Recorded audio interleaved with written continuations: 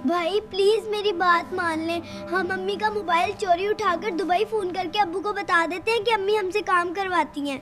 आयशा ऐसी बातें ना किया करो, अगर अम्मी ने कभी सुन लिया तो अच्छा नहीं होगा। भाई मुझे सर्दी लग रही है, क्या हम धूप निकलने के बाद काम नहीं कर सकते? आयशा तुम जल्दी से बर्तन धो लो, मैं खाना बना लूं। अगर काम खत्म होने से पहले अम्मी जाग गई तो शोर मचा देंगी। ये कहानी है एक सौतेली माँ की, जो अपने सौतेली बच्चों से काम कराती थी और वो आराम करती थी और सोती रहती थी। और वो छोटे बच्चे सुबह उठकर उसके लिए चाय बनाकर देते थे। अगर चाय देने में थोड़ी सी भी देर हो जाती थी तो वो सौतेली माँ उनको चिल्लाने लगती थी। फिर ये मासूम बच्चे चाय बनाकर लाते और अपनी सौतेली माँ को देते और अपने बच्चों को किस्म किस्म के खाने खिलाती।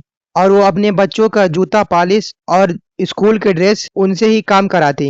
और ये छोटी बच्ची सोचती रहती।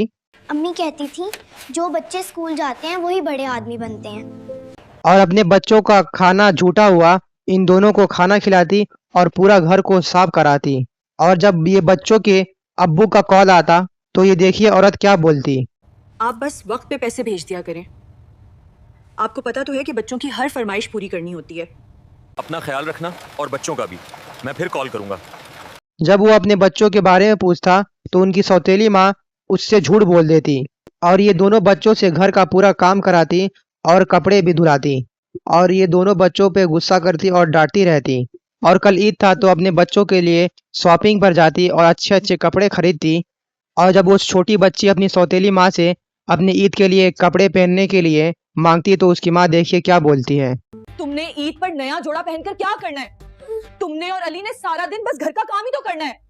और फिर जब उनके अब्बू ईद में अपने बच्चों से बात करने के लिए बोलते तब उसकी बीबी कोई ना कोई बहाना बना देती, कुछ ना कुछ बोल के फोन काट देती। अली और आयशा तो कारी साहब के पास कुरान मजीद पढ़ने गए हुए हैं।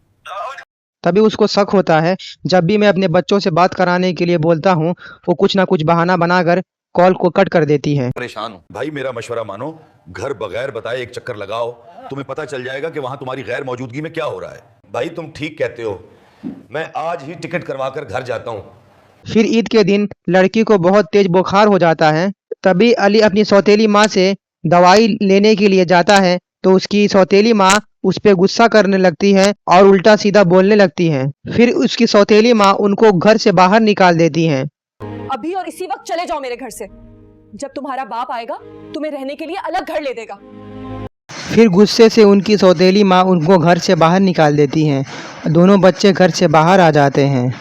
फिर उनके अब्बू अचानक से दुबई से घर आ जाते हैं। ये सोचते हैं मैं बगैर बताए घर जा रहा हूँ। समीना और बच्चे मुझे देखकर बहुत खुश हो।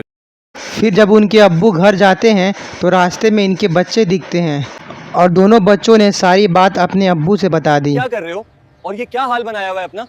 अब्बू अम्मी ने हमें घर से निकाल दिया है, उन्होंने हमें ईद पर नए कपड़े भी नहीं लेकर दिए। वो आपसे हर वक्त झूठ बोलती हैं। वो अपने बच्चों से बहुत प्यार करती हैं और सारे घर के काम हमसे करवाती हैं। अब्बू आप जो भी पैसे भेजते हैं अम्मी सारे पैसे अपने भाई को दे देती हैं। हमें खाने के सिर्फ सूखी रोटी मिलती है। आपने आने में बहुत देर कर दी, हम आपको रोज याद करते थे और आपके आने की दुआ करते थे।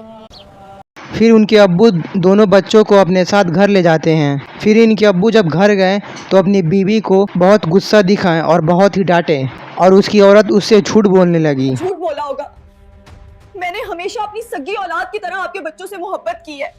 सच तो ये है कि तुम्हें सिर्फ मेरी दौलत से मोहब्बत है, मुझसे और मेरे बच्चों से नहीं। फिर उसके हस्बैंड उसको तलाक दे देते हैं। मैं तुम्हें तलाक देता हूँ, तलाक देता हूँ, तलाक देता हूँ। फिर वो अपने दोनों बच्चों के साथ अपने भाई के घर चली जाती है, जो पैसे अपने भाई को भेजा करती थी। फिर देखे उसका भाई उसको क्या बोलता है। बातें कर रही हो तुम? पहले तो तुम पैसे भेजती थी और हम अयाशी करते थे, अब कैसे गुजारा करेंगे हम? तुम मेरे साथ नहीं रह सकती। मैं अपने बेवी बच्चों का खर्चा मुश्किल से करता हूँ, तुम्हें और तुम्हारे बच्चों को कहां से खिलाऊंगा? भाई ऐसा ना करें मेरे साथ, मैं कहाँ जाऊंगी, मुझे अपने घर में रहने दें। अपने बच्चों को लेकर चली जाओ। मेरे घर से तुम्हारी भाभी को पता लगा तो तुम्हारी खैर नहीं होगी।